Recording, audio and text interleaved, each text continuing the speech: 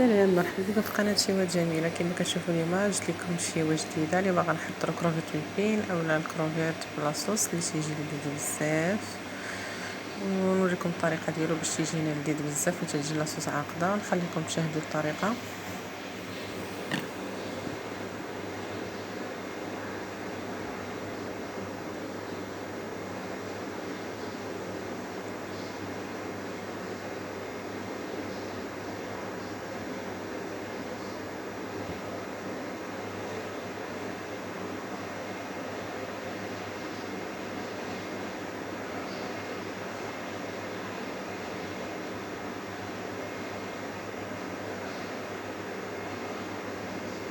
بسم الله على بركة الله. كما كتشوفوا هذه هي المقادير اللي غنحتاجو. عندنا هنايا الكروفيت اللي لقيتو غسلته بطبيعة الحال من قبل. خليت هنايا جوج ديال الكروفيت للتزيين. كتاخذوا الكميه نتوما على حساب العائله. عندنا هنا مطيشه اللي حكيت على هذا الشكل. عندنا هنايا شويه قزبر ومعدنوس، عندنا 3 دروس ديال الثومه، عندنا فلفل حاره، عندنا شويه ديال الزعتر طري. عندنا هنا في التوابل عندنا شويه الكمون، شويه التحميره، البزار، شويه الملحه، عندنا معلقه ديال الطماط كونسونطري. عندنا هنايا شويه زيت بلديه باش غادي نطيبو. انا خديت طاجين صغير غادي نوضع لاصوص وغندير التوابل وندير الربيع والثومه والزعتر صافي ونديرهم في النار.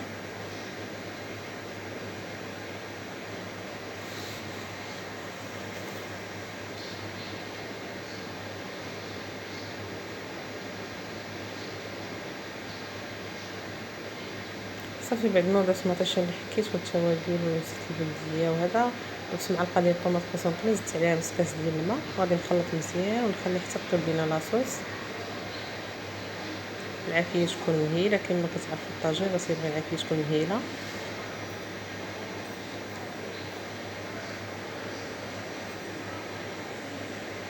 صافي بعد ما بدات كطيب لينا لاصوص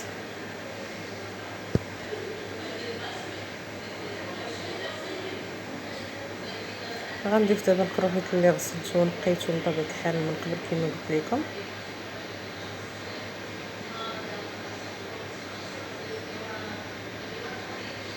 صافي غنخلط مزيان ونخليه يطيب.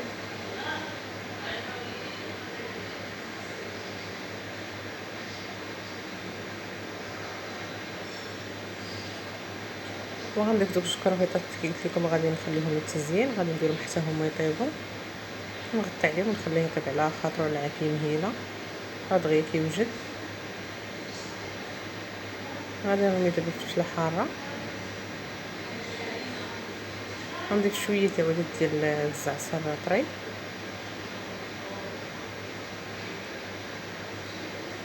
وغندير شويه ديال الحامض، نعصر عليه شويه ديال الحامض طري.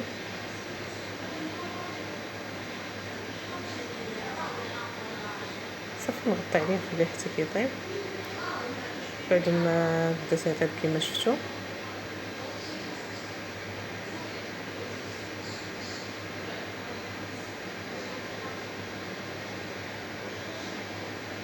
غنضيف شويه ديال الزعتر مطحون،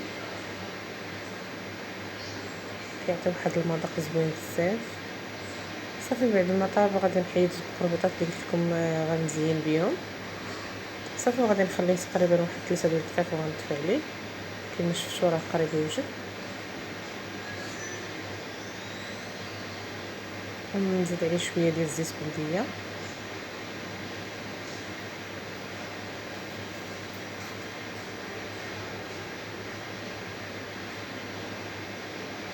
صافي دابا غادي نطفي عليه. دابا راه واجد. ها الشكل النهائي ديالو بعد ما طاب. كتجي لاصوص ديالو عاقده وكتجي غزاله بزاف. صافي غادي نزينو بدوك الكروبيطات اللي درت كما شفتوا. غنحاول نزكيو.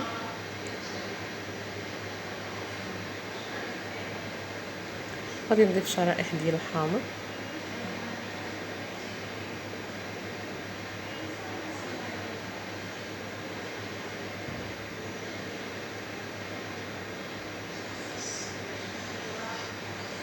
الكروفيت بالبين واجد. كما شفتوا راه ما كياخذش الوقت بزاف، دغيا كيوجد. كنتمنى يعجبكم الفيديو ديال اليوم بالصحه والراحه، ونتلاقى في فيديو جديد ان شاء الله. السلام عليكم.